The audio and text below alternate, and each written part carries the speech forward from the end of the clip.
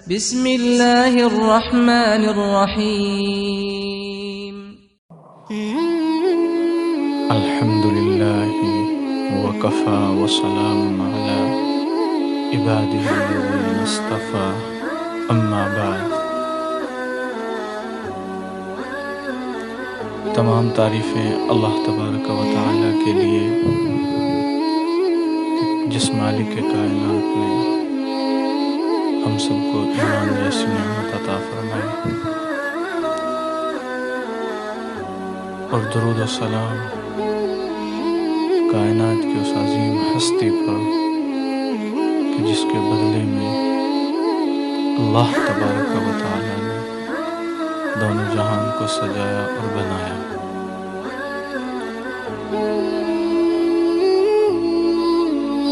عزیزو، ساتھیوں اور دوستوں، عاجز آپ کے سامنے چند باتیں کرنے کے لیے بیٹھا ہے۔ دعا کیجیے کہ اللہ تبارک و تعالی حق بات کہلوا دے اور اس کے اوپر عمل کی توفیق عطا فرمائے، دنیا اور آخرت میں ہدایت اور نجات کا ذریعہ بنائے۔ یہاں میرے عزیز نوجوان ساتھی بھی تشریف فرما ہیں، بچے بھی تشریف فرما ہیں، اور بڑی عمر کے بزرگ حضرات بھی تشریف فرما ہیں۔ دیکھیے، ایک گناہ ہے جس کو ہم معمولی سمجھتے ہیں، وہ یہ ہے کہ جس کو ہم زنا کے نام سے جانتے ہیں،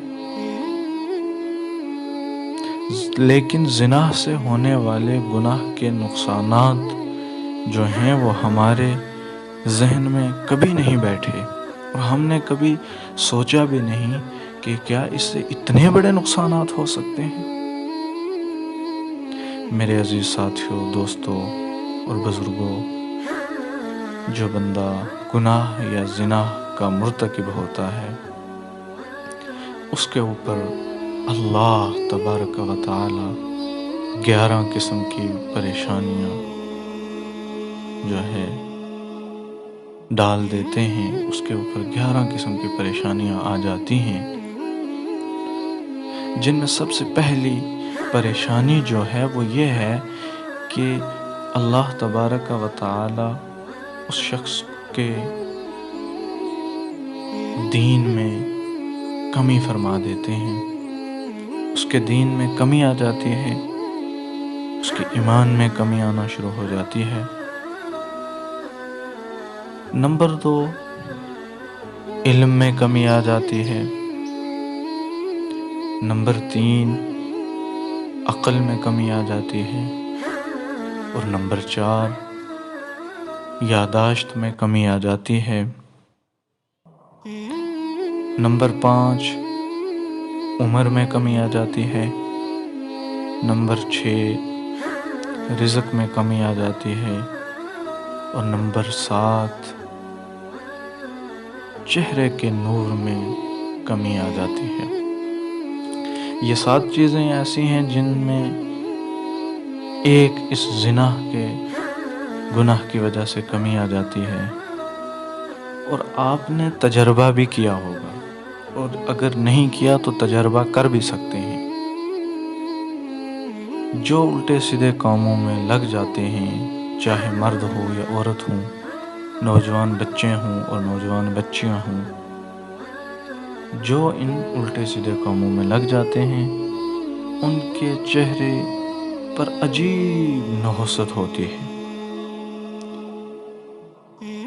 اور ان کی کریمیں، ان کے میک اپ ان کی اس نحوست کو چھپا نہیں سکتے۔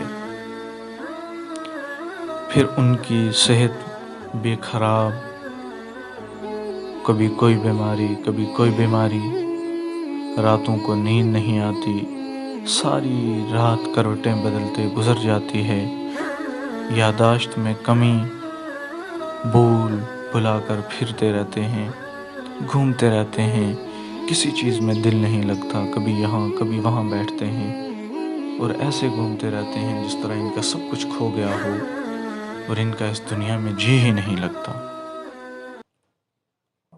اور ایسے لوگوں سے اللہ تبارک و تعالی عمل کی توفیق چھین لیتے ہیں۔ اللہ ان کو عمل کرنے کی توفیق دیتے ہی نہیں، چھین لیتے ہیں۔ جب عمل کی توفیق چھن جاتی ہے، پھر نہ نماز کی پرواہ، نہ کسی اور چیز کی پرواہ۔ یہ ایک گناہ تھا زنا، اور اس سے 7 چیزوں میں کمی آ گئی۔ یہ 7 چیزیں تو تھیں، اب 8ویں چیز کیا ہے؟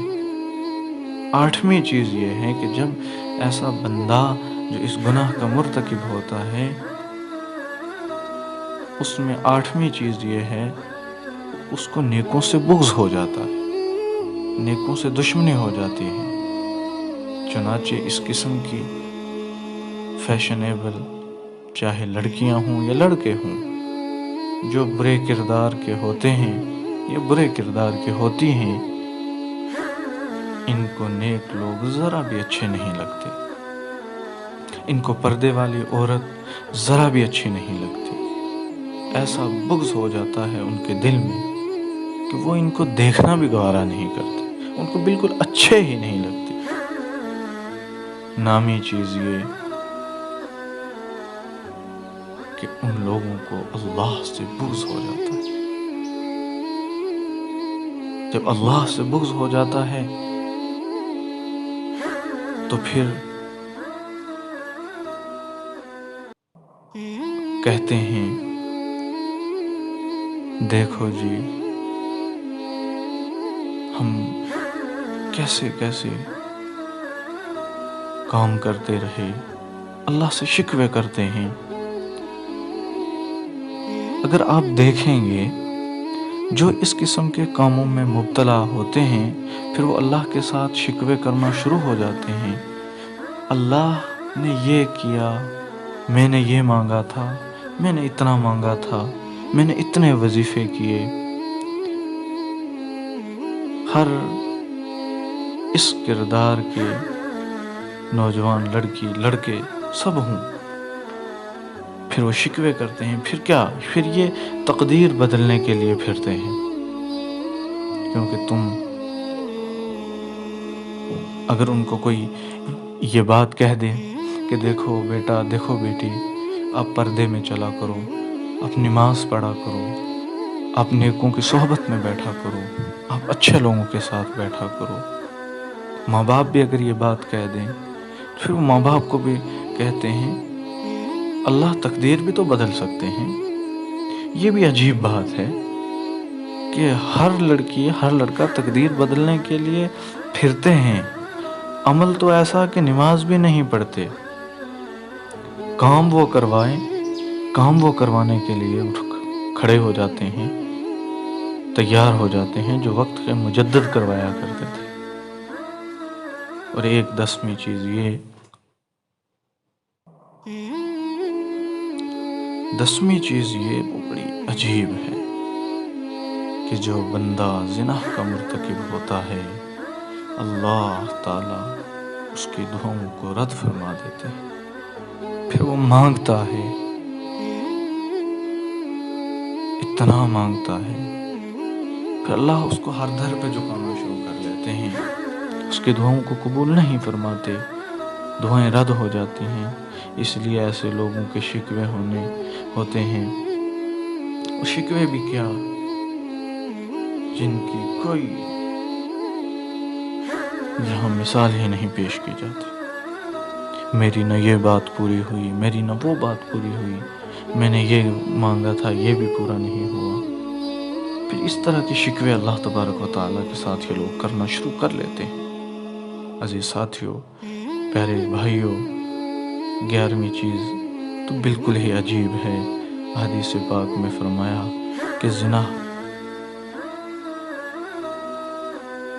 کا مرتکب شخص، ایسے کردار والا شخص، ایسے کردار والا بندہ، ایسے کردار والی بندی جو زنا کے مرتکب ہوتے ہیں، ان کی پیشانیوں پہ لکھ دیا جاتا ہے کہ اللہ کی رحمت سے دور ہے اور دوزخ کے قریب ہے۔ اللہ نہ کرے، سوچیں اگر یہ اس گناہ کو کیا تو ماتھے پر مہر لگ گئی کہ یہ اللہ کی رحمت سے تو دور ہے، دوزخ کے قریب ہے، تو کیا بنے گا؟ اس لیے معصیت کوئی بھی ہو، کوئی آپشن نہیں ہے۔ ہاں، اس سے بچنے کے لیے، اس معصیت، اس گناہ سے بچنے کے لیے اگر کوئی مصیبت بھی آپ کے اوپر آ جاتی ہے تو اٹھانے کے لیے تیار ہو جاؤ، اٹھانے کے لیے تیار ہو جاؤ، اس لیے کہ اللہ تمہاری اس مصیبت کو، تمہاری اس مصیبت میں اللہ تمہاری مدد فرمائے۔